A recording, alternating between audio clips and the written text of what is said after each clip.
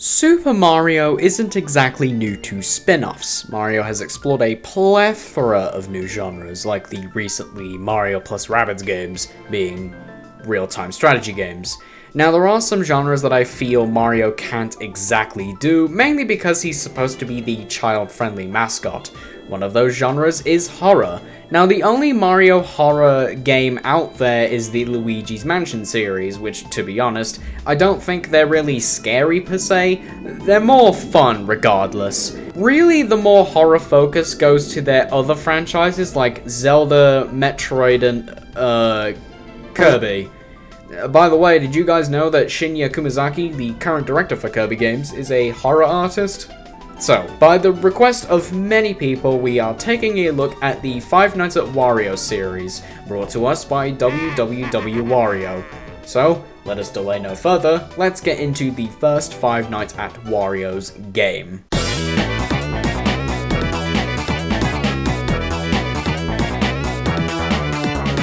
Five Nights at Wario's? More like Five Nights at... Oh my god! Alright, so considering this is the first game in the series, yeah, it's fine. Really, the best way I can describe it is, it's basically FNAF 1, but much easier. This game came out when fan games really didn't know what to do, so a lot of these guys just really started out as clones. Now, the story of Wario's 1 is very deep, you see. Wario and Waluigi own a factory. They disappeared, and now they're gone. Yeah, I know, it gets deeper, but that exposition sounded really funny to me. So, the actual gameplay itself, if you've played Five Nights at Freddy's 1, this'll feel just like home to you. You have two entryways with the doors and lights and power to manage. Now, the characters you must deal with, that being Wario and co., they're basically all Bonnie and Chica from FNAF 1. They simply approach the doors and you just need to shut it in their face. Wario and Waluigi will be active on Night 1, Luigi and Peach will be introduced in Nights 2 and 3, Mario will join around in Night 4, and his gimmick is actually the only different one here.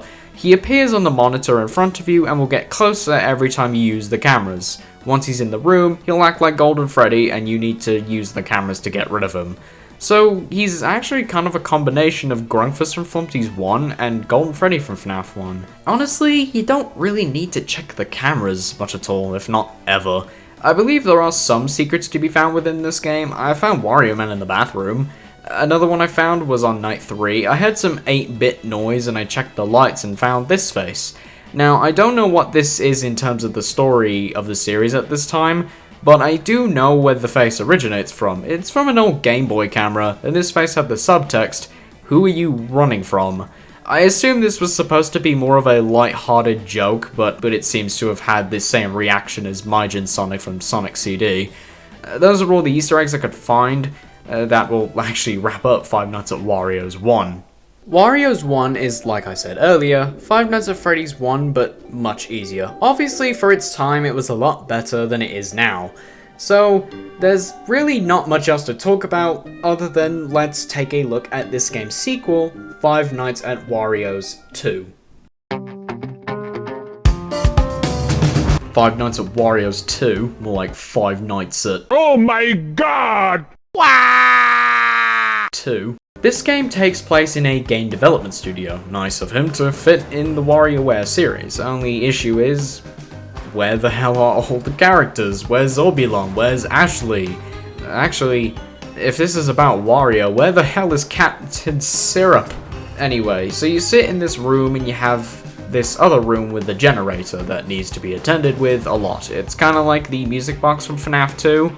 So, yeah, like I said, it's kind of a lot like FNAF 2. The characters will enter the room and you need to hide in the room behind you to make them leave.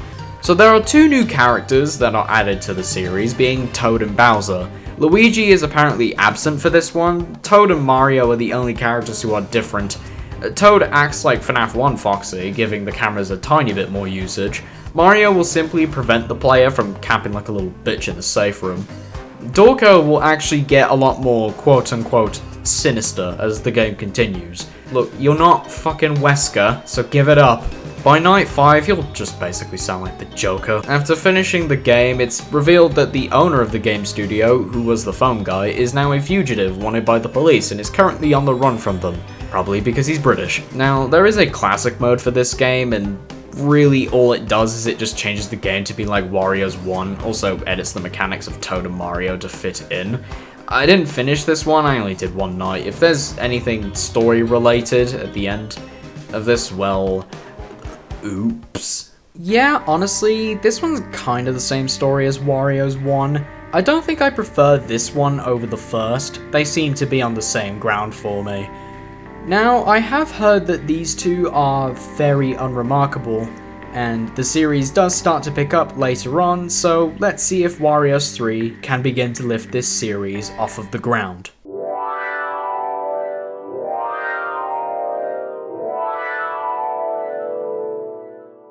Five Nights at Wario's 3, more like 5 nights at... Okay, this joke wasn't even funny the first time, I'll stop now, I promise. 3. This one takes place in a house. Now, Wario has a skull for a face, and Luigi has returned, but Peach is now absent, as well as both Bowser and Toad, and, well, newcomers, Yoshi and Ashley, are a part of this. Well, took you long enough, eh, Ashley? Still waiting on Orbulon and Captain Syrup, as well as the rest of the WarioWare cast. Anyway, so our phone guy is... Razbowski? Who also has a case of Resident Evil tier voice acting. This is better than Dorko's. How many YouTubers did www Wario get to voice characters in this game? So is Markiplier next, or something? So you're plopped in the living room and you need to last until 6 and to avoid Wario. You need to look to the left if he's on the right and vice versa. If he's behind you, then flip open the cameras. Yeah, I initially thought it was going to be a pretty boring game, and after beating night 1, you can pick a different hiding spot, which actually gives you a new gimmick to deal with every night. So it completely freshens up the gameplay, and the gimmicks themselves are designed to be very simple and easy to get used to. Now, there is, like FNAF 3, a good and bad ending, and also Dorko has come back with his Resident Evil tier voice acting. So at the end of the game, you're taken to the cellar. If you play through it normally, then you'll get the bad ending.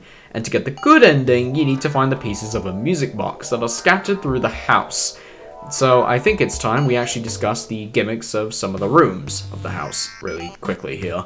The bathroom has pills and they give you a downside that last a short duration, and those durations actually get rid of the enemies. The stairway, you just need to hold your hands in front of your face to get rid of the enemies. Laundry room is a little more complex. It depends on who's entering the room.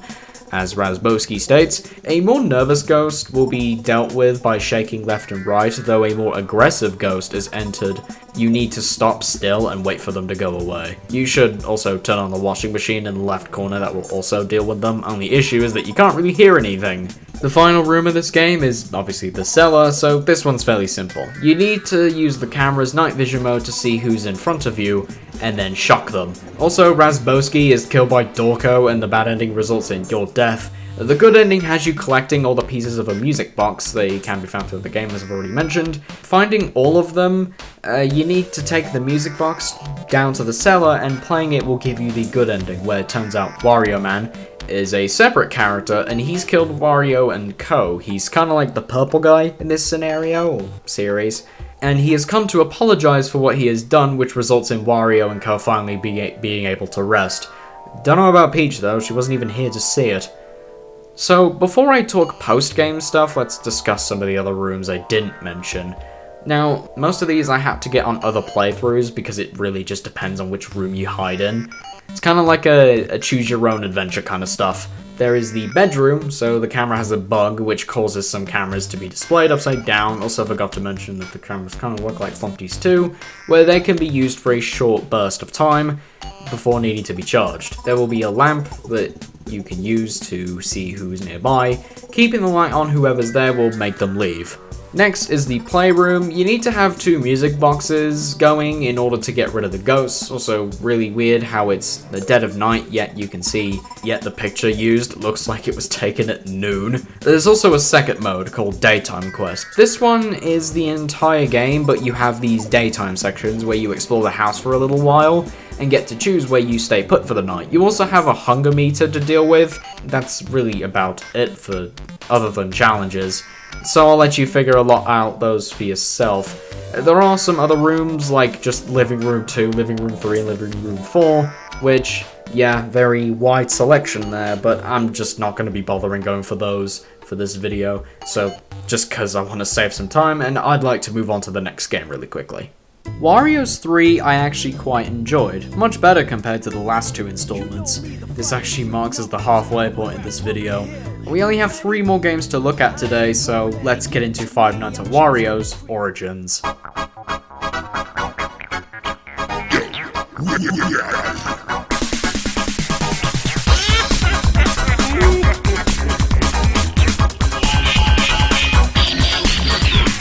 Five Nights at Wario's Origins is more of a prequel to Wario's 1. So, Wario runs a restaurant and sells burgers with a secret recipe, making this the Krusty Krab, and that factory was built to make more of that recipe, basically making this entire story the aftermath of a failed plankton scheme. Anyway, in this game you actually play as Wario and fend off yourself, which is some kind of time paradox, let's be honest with ourselves. So you have the Boo Mushroom from Mario Galaxy, and like it, you'll go invisible for a short time, though you can't have it on you forever because it'll spoil. You can actually freely roam around the area, so you can actually be within a room Wario and friends so happen to occupy. Using the Boo Mushroom obviously makes you invisible so they can't see you. Weird considering because Wario doesn't have any eyes. You also have a generator that you'll have to deal with every night until nightfall when it shuts off completely, and you'll have to resort using your flashlight and have to replenish its battery every now and then. You also get cutscenes that explain more of the ongoing narrative. Night 5, actually, Wario tries to shoulder tackle Rosalina, then sends the ghost into a blue circle, and a clock comes out of it. Wait, what's going on? Oh no, my convoluted meter is going nuts right now. It seems as if the story has become super convoluted that the meter's going off. Whoops. Night 6 actually takes place back in the factory where we deal with Wario Man. So, yeah, it's like the first game, only with 50 less power from earlier, and Wario Man is the only character you deal with. There is, however, another game mode, here being 2018 mode, so what are we gonna do? Play Deltarune? I mean, I'm down, I love Deltarune. So this is vastly different from the previous 1988 mode, so now we get messages via a Nokia phone. Wait, hold up, this is 2018. Who in the hell has a Nokia phone in 2018? We now deal with another newcomer to the series, being Virus. So far, I haven't really spoken much on the design of these characters, because how can I? They're basically ripped from Smash Brawl. The edits done to them are super simplistic, but some add a little more, like Luigi and Mario, but ones like Wario and Waluigi, basically ripping out their pupils out for the Herobrine convention. Yoshi and Ashley just have blood all over them, and look honestly a lot more goofy. Bowser looks really weird to me mainly because he already has a dead variant being Dry Bowser. Also, his shell is apparently a part of his body. Virus I actually like. See, he simply changes his form from all the characters but deforms them all. Body horror stuff, kinda. I always like seeing characters just mutate to the point that they're not considered human to you anymore. That's kind of what Virus kind of gives off to me. So, the actual game itself. The first night you'll spend avoiding Virus Wario, who will follow you around the area. You just need to outrun him long enough. You'll get a light switch to deal with Waluigi and a record player to deal with Mario. Other characters will simply just enter random rooms to prevent the player from accessing that room for a short time. The ending reveals that there is now a second timeline where the events all began. Yep, my convoluted meter went off for a very good reason. Alright, so Origins. Yeah, it's pretty good actually. I like the concept of being in the room with the antagonist. I'm pretty sure that's like a shadow over Freddy's. Anyway, I like how WWW Wario is dealing with the replayability. I haven't exactly played a FNAF fan game that really deals with that issue, so props for that, I guess. Well, now that we're done, let's continue the numbers game by playing Five Nights at Wario's 4.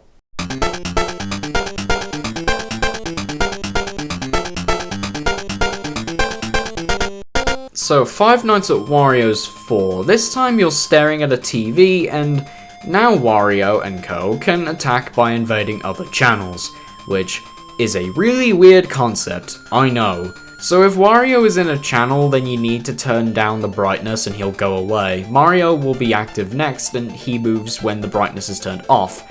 The player must go to the radio to fend off Mario. Luigi can randomly appear on any channel, and if he is on a channel, then switch to a different channel to get rid of him. Waluigi and Peach will become active on night 4. Waluigi needs to be handled by switching channels again. Peach will be hung and the player will need to cut the rope. There is no night 6 for this game. You can actually purchase remotes offering some customizability. Now there is a second week for this game and that still revolves around the TV but adds an extra hallway next to you. So you need to pay attention to that hallway. The final character is Demon Wario, who in the original release was just Wario without a face, but was changed in version 2 to look a little different. So he'll appear in night 5 and will fade in. The player has to click the Stop Demon W to deal with him. Thus this ends week 1 of this game, because there's an entire second week to deal with. So, like, with 2018 mode in Origins, the game sort of changes, and now you have a hallway behind you. Everyone except Wario and Demon Wario are slightly different. Waluigi will now approach from said hallway that I mentioned earlier. Flashing the light on him will cause him to go away. Luigi will spawn with 2 other Luigis, so that's 3. And only one Luigi is different. The player needs to select the different Luigi to make him leave. Peach will now only appear in the darkness if the brightness is off, similar to Mario from week 1, kinda. You must click the cut rope button in order to stop her from killing you. Mario will appear and break your TV remote, and you'll need to repair it and leave the channel before Mario kills you. To fix it, there's a dedicated button for it. So, beating week 2 will reveal that there are key parts hidden among the previous games up until Wario's 4. I won't tell you how to get these key parts because I think it's more fun to find it out for yourself. So there's this section where you fight with Virus. It's pretty simple. Let him approach you, then flash him when he's right in front of you. You will get a code and you'll need to input this into Wario's 2 custom night mode. You'll then unlock the end playlist for Wario's 4. There's some more lore stuff here, along with a boss fight against that weird Game Boy camera character. See, this is in terms of the actual canon is Emma as far as I'm concerned. She seems to be the mastermind behind everything, and you have some Undertale-like boss against her. Actually, in the true boss, your player character becomes a heart and that ends it. Well, at least he's inspired by good video games.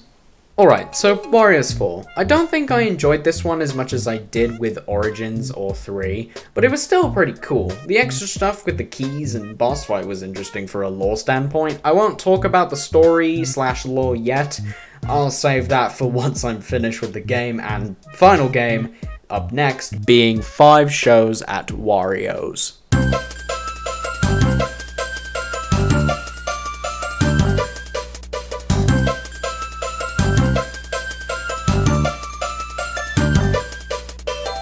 5 Shows at Wario's is at this point the last game in the series, and by contrast, one of the longest. I believe having 4 separate game modes we will be taking a look at today, so there's gonna be quite a bit.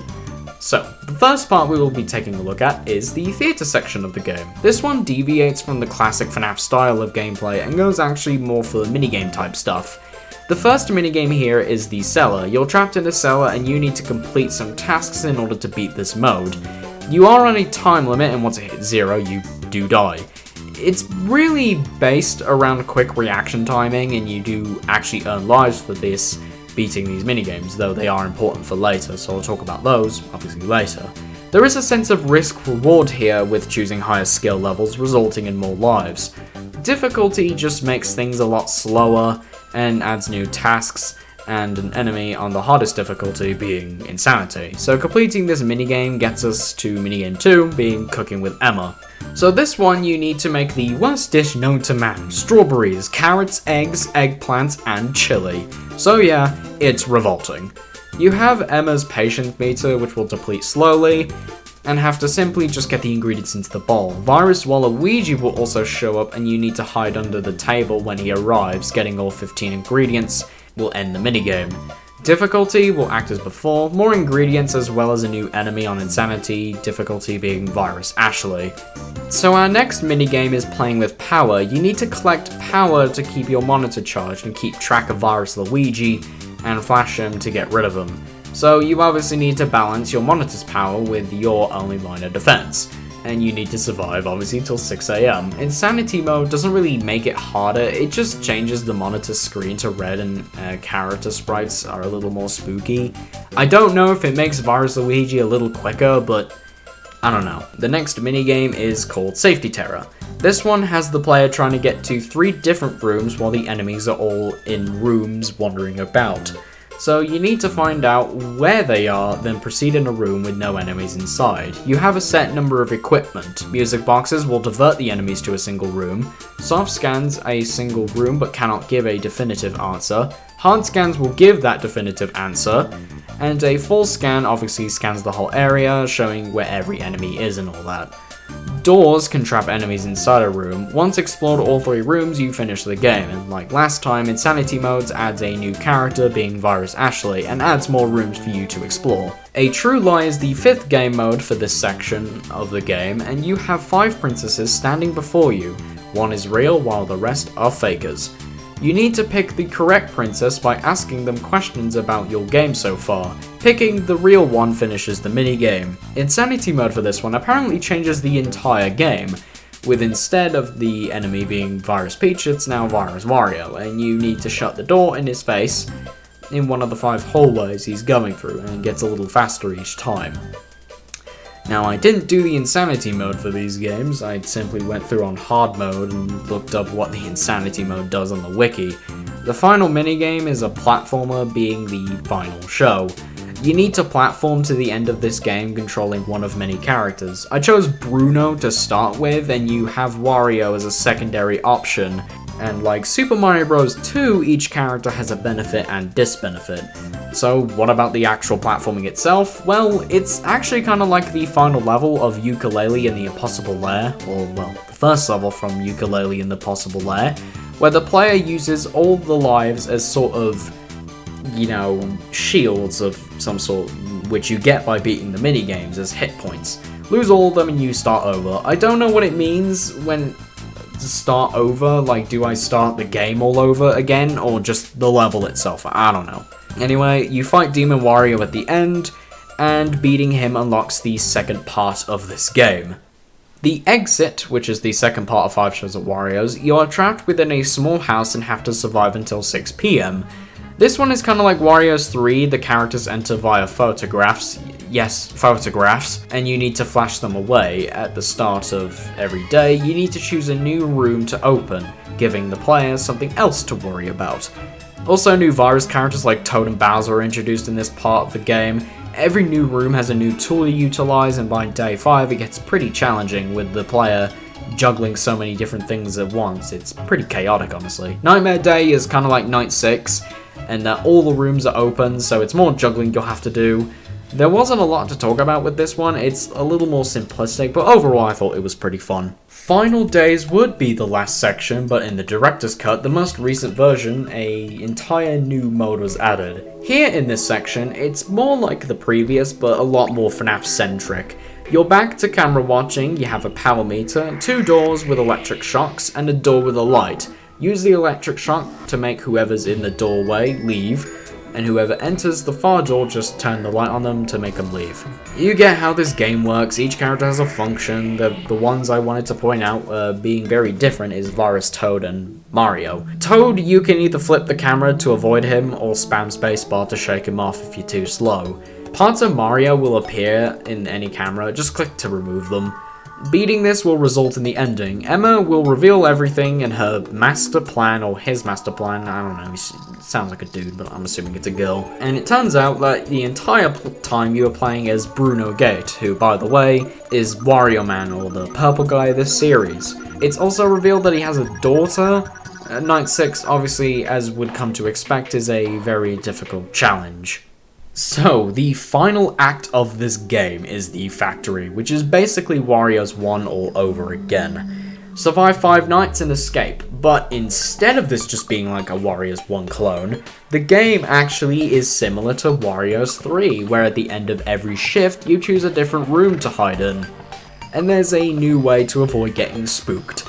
So you start in the office, and like in the first game, you have the doors and lights, and also the characters of idle animations now, which is pretty cool, I guess. See, there are actually 3 routes you can take, so 3 different endings.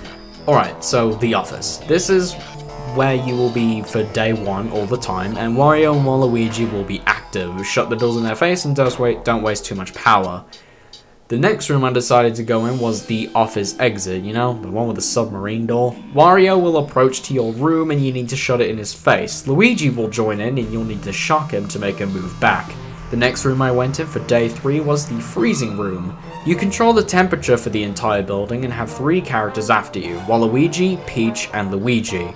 And they will only move back if they're on the right temperature, so you can only move 1 back at a time. So it's important to keep track of who's closest to you and who's the furthest. Next room I went to is the storage. There is only 1 enemy being Peach, but the final newcomer of the series being DK. It took him long enough to get him in this series, I guess. He's a hallucination but won't kill you, but instead stun you for a short while. You also have an oxygen meter, and the only way to replenish it is by pressing and holding a button that will randomly move from camera to camera. If DK is in a room where the button is present, you'll have to wait. When Peach is in the room, you need to shut the lights off before she kills you. The last day, you go to entrance 1. If you chose this path that I went on, like the storage, there is only 1 enemy, that is Waluigi, who slowly approaches from behind. Mario will become an issue and hinder your ability to fend off Waluigi, so you need to flash him to make him move backward. He doesn't have any visual or sound cues though, so it's really just trial and error to see if he's there in front of you or not. Get to 6 PM and boom, you're done. Now, there are 2 other endings, so unlike Wario's 3, I'll actually cover the other rooms. The control room has both Waluigi and Luigi. The office camera is disabled and you need to see who is in the office by checking the cameras. You can activate a reboot, which will allow you to use a motion tracker to see who's within the office. If someone is in there, you get to choose between a purple button or a green button, obviously color correspondent to whoever's in the office. So picking the right button will make whoever's in the office move back, and selecting incorrectly will result in death. The bathroom is up next and Wario and Mario are after you. Your room is dark and your cameras have no visuals, so sound is your friend here. You need to flash either Mario or Wario when they enter. You can scan rooms, but it'll need to be charged. The Crossroads is probably the most unique room in this game, because no enemies will come to attack you. Instead, it just becomes WarioWare, which, you know, up until this point, is probably the coolest part of this series so far. We still have to wait for some, like, Wario Land 4 speedrun kind of game, but who knows, maybe that'll be in the next game or something. And like WarioWare, there is a boss fight at the end of it. The next room is the machinery, so your cameras will constantly drain and you have to deal with Mario and Luigi, which actually, I think that's the first time I think I've seen that combo being used for once. Anyway, Luigi will move to your location, and once he reaches you, you're as good as dead. So you need to stare at him while he's on the cameras. Mario will move while the power generator is on. When Mario reaches you, you'll have to shock him when he reaches you, as you would come to expect. The next area is the corridor, and your camera has had a technical difficulty, so you can only see 2 cameras, and the other only has audio. The rest are offline. Mario is the only enemy and can either move in front of you or behind you. The power will occasionally turn off and you have 10 seconds to flash Mario either in your room or in a camera. That makes him move back to his starting position. The cellar marks the return of the original fungi from Game 1. You have 2 perspectives, the cellar and the office. You can view the office cameras to see Wario's position when he reaches you. You have to shock him. Mario will occasionally appear in front of you. and the player has to get a battery to the monitor in the office to trap Mario inside. To get a battery, you just simply need to charge a battery, which takes a good while. Luigi can also interrupt you, and you'll need to cut his rope when he appears. The last area, being entrance 2, you still have limited cameras, and both Wario and Waluigi are after you. Waluigi will be sleeping in the cellar, and Wario will approach from the door in front. Only issue is that they will kind of attack within sync, so you need to separate their arrivals. Wario needs to be flashed and Waluigi needs to have the lights turned off. You can't flash when the lights are off, so to stall Waluigi, just use the music box given to you. However, it needs to be tuned manually after a single usage. And that is all the rooms for the factory. Standard mode anyway.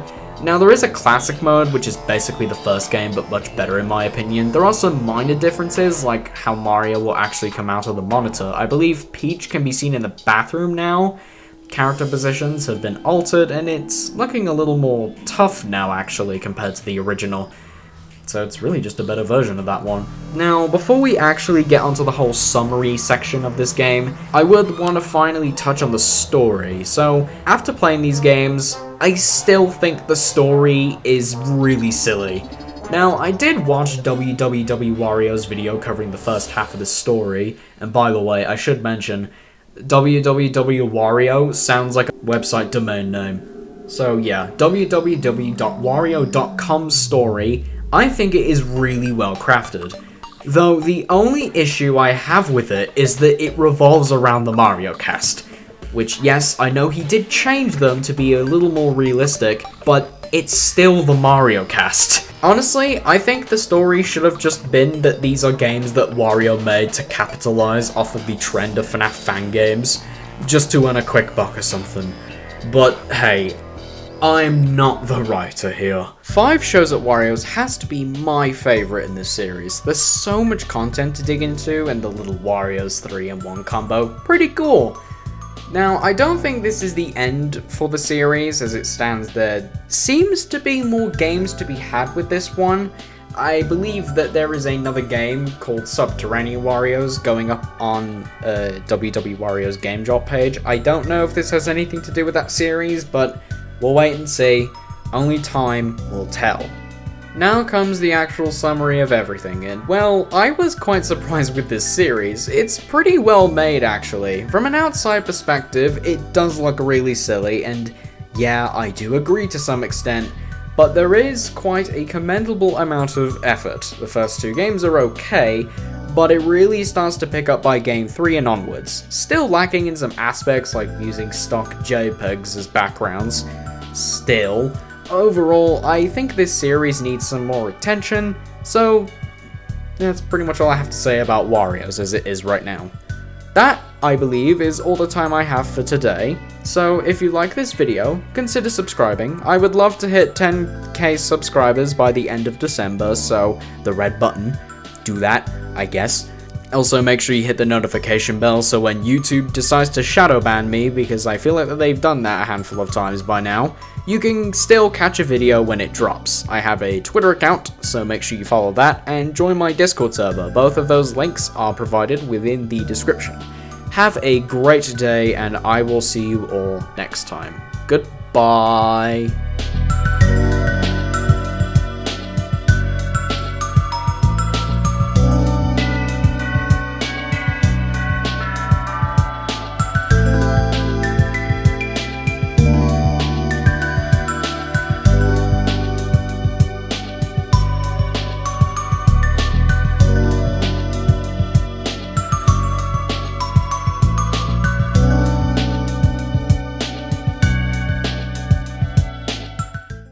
We're almost there, Freeman. Get yourself in position.